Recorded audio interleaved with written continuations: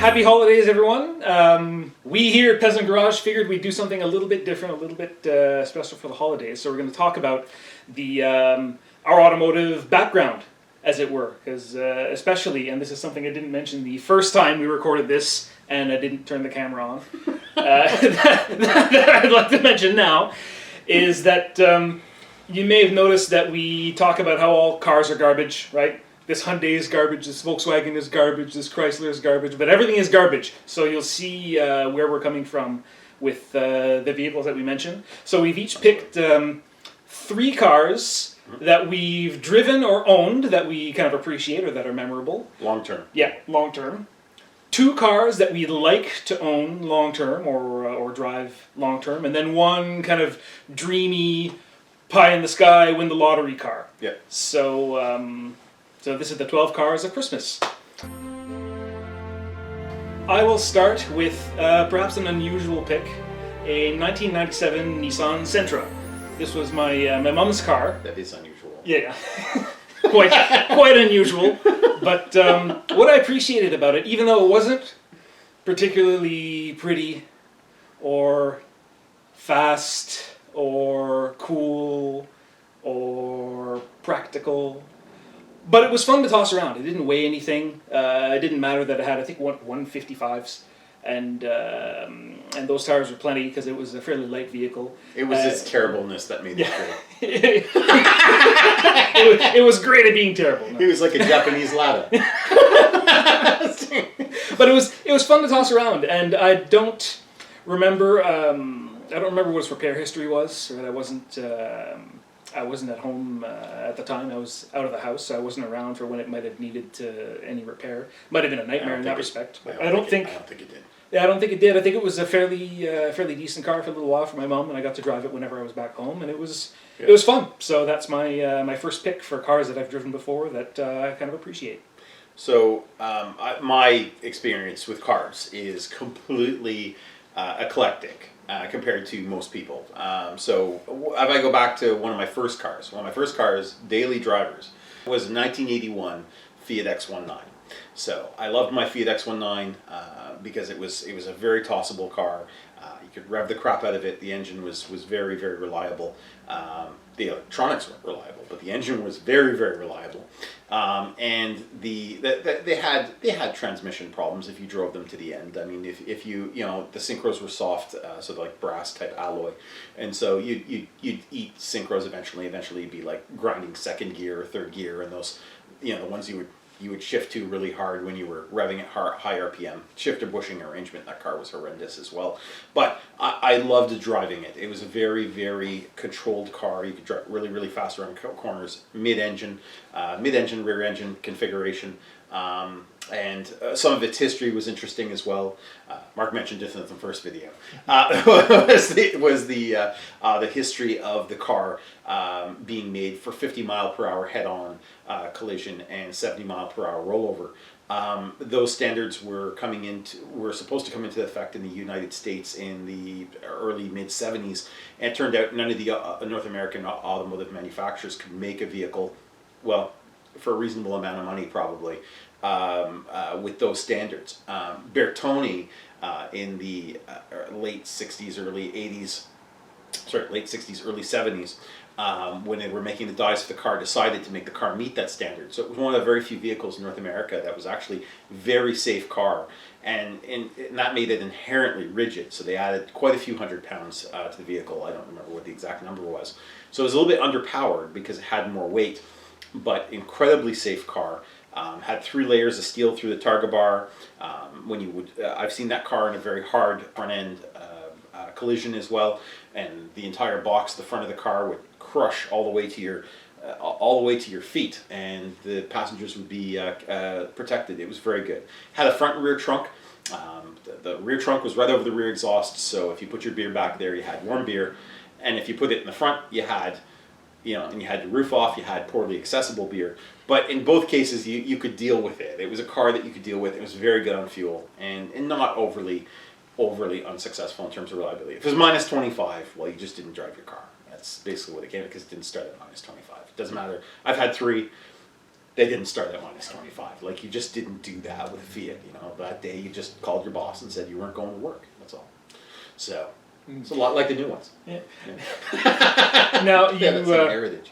your first one was a 1.3 carbureted? Nope. First one I had was it was interesting. Again, my automotive journey is a lot like my career, but I had my first one was a 1981 1.5 fuel injected, and then I had another one that caught on fire, and it was the 1.3 liter 78 that caught on fire. It had a carburetor backfire, set that carburetor on fire, burnt in front of my house. It was a big thing. And then after that, I had an 81 fuel injected again. I didn't have a carbureted one, but in 81 they became fuel injected. The 80 was that weird crossover year where you would have had a 1.5 that was carbureted, and then previous to that, maybe it might have been 79 and 80, I'm not sure. And then previous to that, you would have had the 1.3 carbureted. And it would have, anything 1.3 carbureted typically would have had the 4-speed. The later one, the one I'm talking about, the 81, had a 5-speed, and the 5-speeds were weaker transmissions. So that's it. That's all I have to say about the S01. I loved it. All right. Yeah, it was. I remember I drove it a couple of times, and that thing was on rails. Yeah. Loved it. All right, my second vehicle is a Honda Civic SIR. The particular one that I had, again, this one I inherited from my mom, was a 2000. I haven't driven the newer ones, but I like cars that are about that size. I don't like really big vehicles unless I'm hauling stuff, in which case I'm going to want a truck.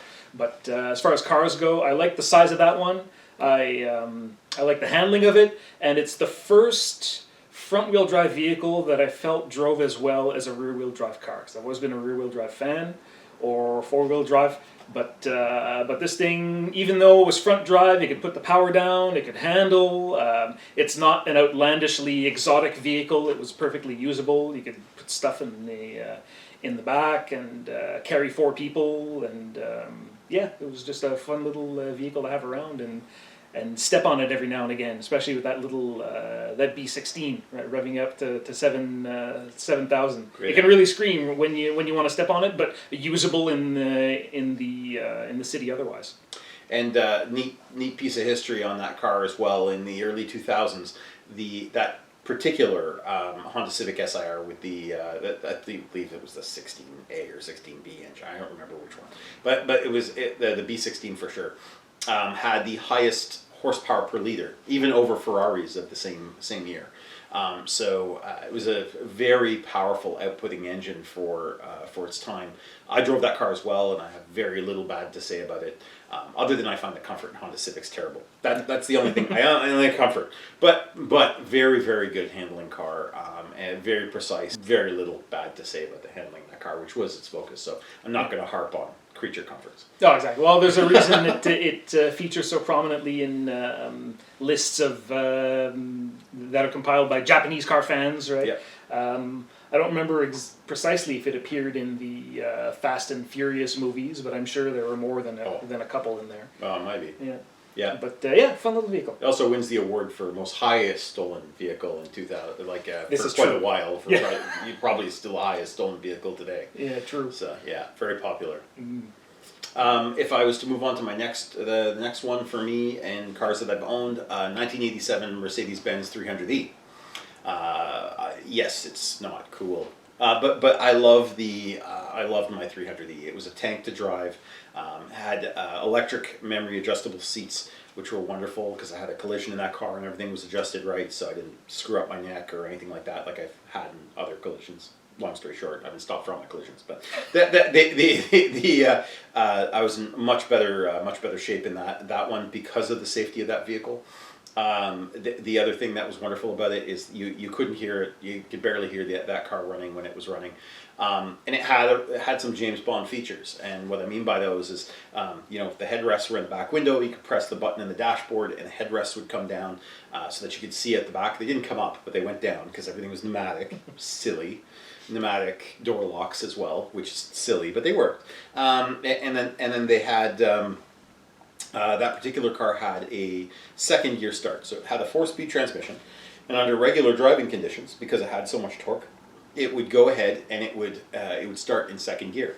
The only time it would use first gear as if you floored it, and then it would hold RPMs still very, very high until you started to let off the gas a little bit, and then it would or went way too far, and it would shift it hard to second gear, and away it went.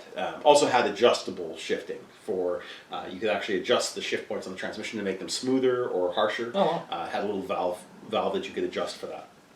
But more notably, it was we had 3 people in the vehicle once, and we were getting on the highway, and there was a guy in a Cobalt SS supercharged with all the stuff on it, and I blew his doors off to the next light with 2 passengers in my car, and he couldn't believe that my car was stock, not modified. And it's because that particular car, although it only had 175 horsepower in that straight 6, the way it delivered it was absolutely flawless in the way that it would put it down for performance numbers. It was very fast. It was still, by today's standards, a slow car, but I think it's 0. It had weird specs too. They'd market it weird, so like 0 to they'd done a 0 to 80 in 9 seconds or something. Like they marketed it really weird, but it was actually a pretty quick car for its time, and by today's standards, it was a very good car. Mm-hmm. And plus the fact that you feel what's going on with the road, so it's easier to put the power down. Yeah.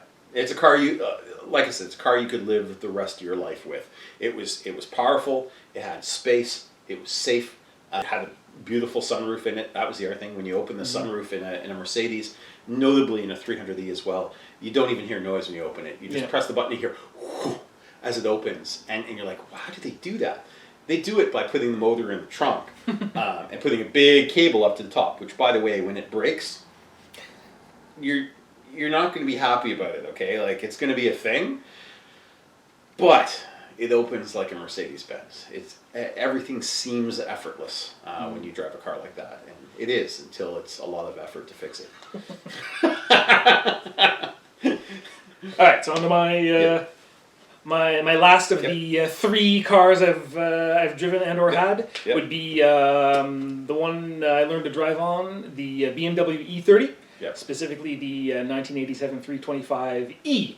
Yeah. The E was not available in Europe. It was only for North America, which is kind of. I still don't know why that is, but it was basically much torquier. It only had 121 horsepower, brake horsepower stock, but you could feel everything that was happening on the road. It got the power down again, German engineering.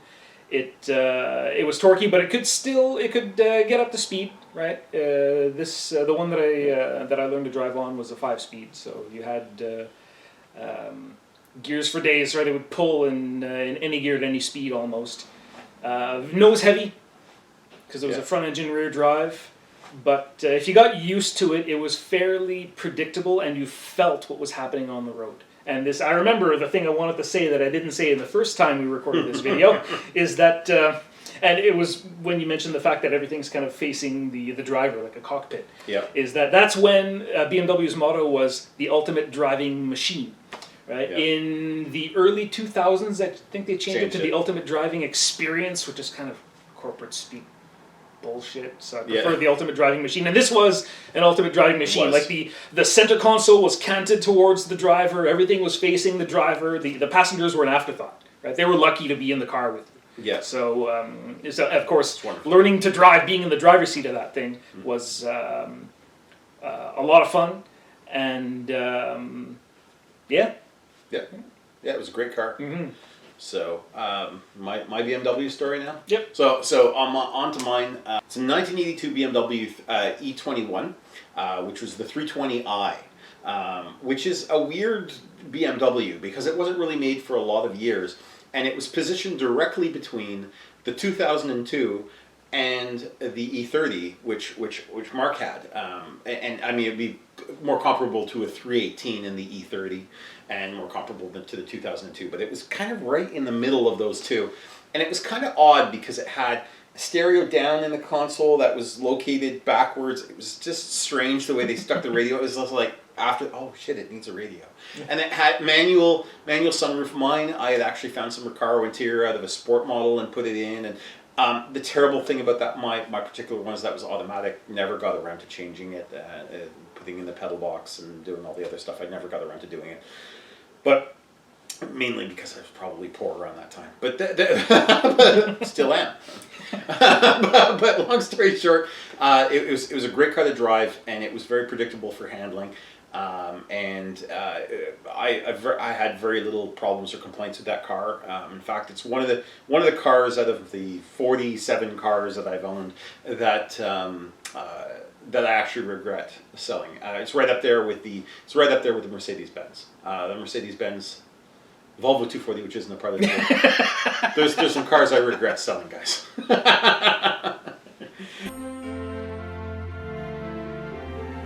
Why don't you do your next one? All right, so now we're on to two cars that we could reasonably aspire to having that are not necessarily break the bank, although they might stretch it a little bit.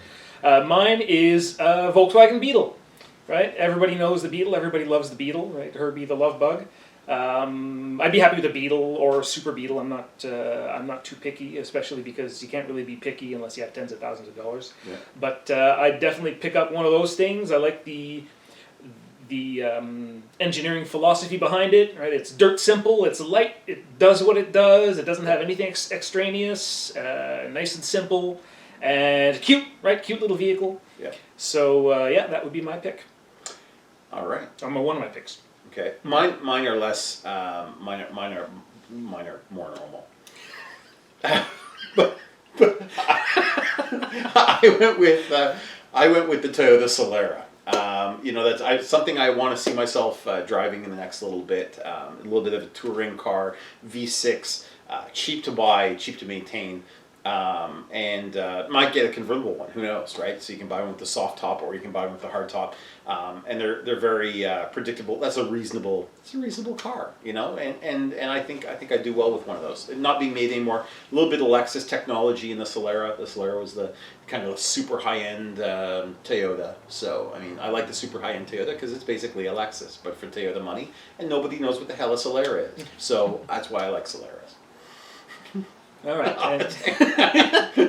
So I'd be perfectly happy with a Solara. Yeah. In fact, my second pick for car I'm reasonably aspiring to would be a Lexus IS 250, which is a Toyota. Lexus is the luxury Toyota brand, and again, it's something I've never driven or been in, but I have the sneaking suspicion it'd be fun to drive.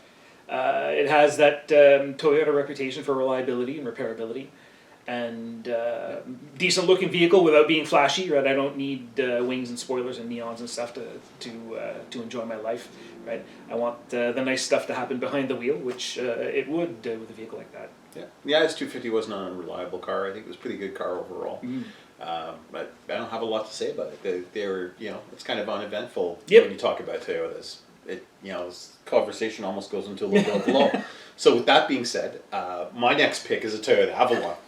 I know it's Grandpa's car, but Grandpa knows stuff. Grandpa's been around for a little bit, and Grandpa knows what a good car drives like. Okay, like he knows he wants a big car because he's Grandpa. But the handling is good, the performance is good, the fit and finish of the car is excellent, the maintenance of the car is very low, and a lot of people don't know what an Avalon is. It's kind of like the four-door Solara. So again, that's one of the reasonable cars I could see myself owning the next little bit. So it'll be a Solara, an Avalon. It's basically just a two-door or four-door conversation. They're pretty much the same friggin' car. So it's just a question of or a convertible, right? So you'll make a convertible Avalon, but at the end of the day, the Avalon is a very good full-size choice for a car, and it's very efficient. And it's a little bit more expensive to fix than a Camry, but still shares some Camry parts. So it's not too bad. You got to remember that the ES350, the Camry, especially in the 2008 to 2011 sort of era, share a lot of those same drivetrain components. So they're actually not that bad to repair. They're surprisingly inexpensive. Unlike the IS, which might be a little bit more fantastic on its own because it's a little bit more special. So the Avalon would definitely be my next choice. A beautiful car. Yeah, that would be a great car. I'd be happy to own one of those. Yeah.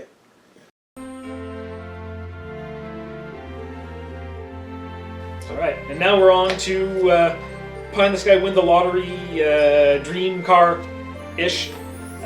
For me, it won't be surprising considering the other cars I've mentioned in this list. A Porsche 911. specifically a whale tail, but I wouldn't say no to a GT3. The the whale tail was GT3. Fine, but the whale tail. But once again, I'm not too picky. I mean, the whole Porsche line is renowned, right? It's one of the most recognizable vehicles, one of the most recognizable silhouettes of a car on the planet for a reason. Yeah.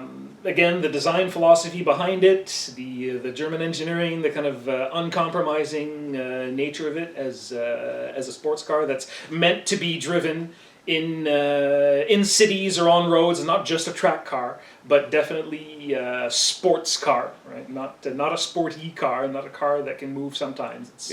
It's meant primarily to be exciting to drive, especially with their temperamental handling from the classic ones, right? The part of the purchase price for the vehicle for me would include lessons on a racetrack so that I could get used to its temperamental character, because part of that challenge is kind of interesting, but I don't want to endanger myself on the road, right? And that's another thing, is that the vehicle, for its performance, was fairly usable because they did see use on the autobahns. Yep. And on city roads in Germany. In Germany, it was just a car, or not just a car, but it was something that people could drive around as a daily driver, as opposed to here in Canada with our winters and our salt, where it's very much a luxury car, very much a treat. But that would be my pick. Mind you, though, it's a misnomer, because the Porsches have some of the most rust-free bodies in the world. Oh, and a lot of people assume, because the fit and finish of them is second to none. True. And a lot of people think that they can't drive their Porsche in the winter. And in fact, it'd be a great winter car. Yeah, they have winter there just like we do. And the fit and finish is excellent on them. They're not prone to rusting. A lot of people think Porsches don't rust because people don't drive them in the winter, but it's because they choose not to. And even if you drove one in the winter, you would see a lot of rust on it because they're a very rust-free car. But it's amazing how many people don't drive them in the winter. It's almost an unfortunate thing. Like, you could have a lot of fun with a Boxster in the winter. Like, just for a minimal amount of money, go buy a Boxster and have some fun with it. Yeah, absolutely. So we're moving on to my dream car Yeah, now? your dream car. All right, my dream car. So we're going from unpredictable handling to unpredictable car. My dream car, and again, it's not a budget thing. I just have a love for old junk.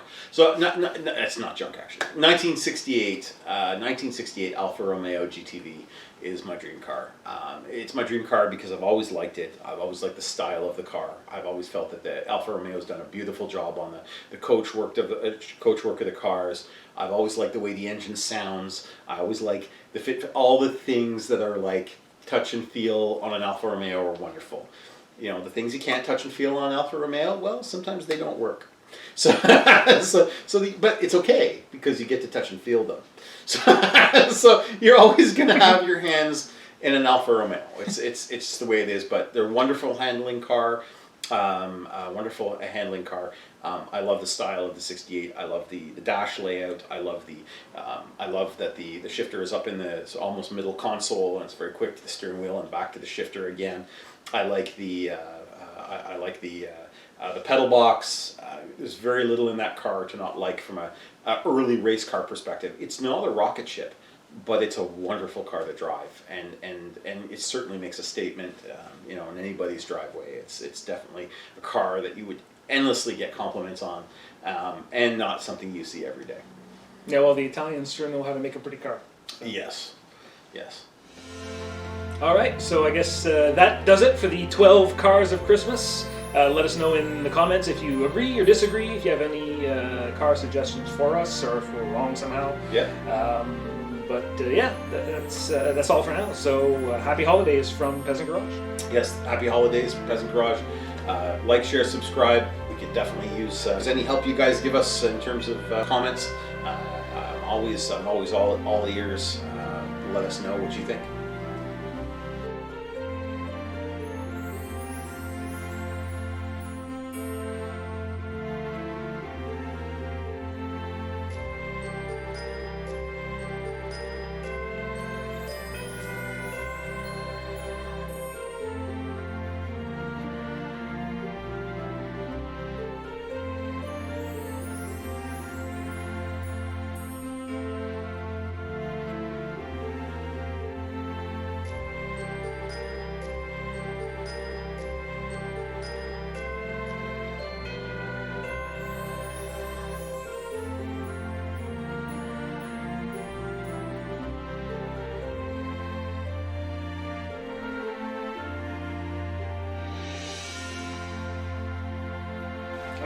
That should do it. This thing better have recorded. Okay, so the red light is on. I'm not crazy. And I press this.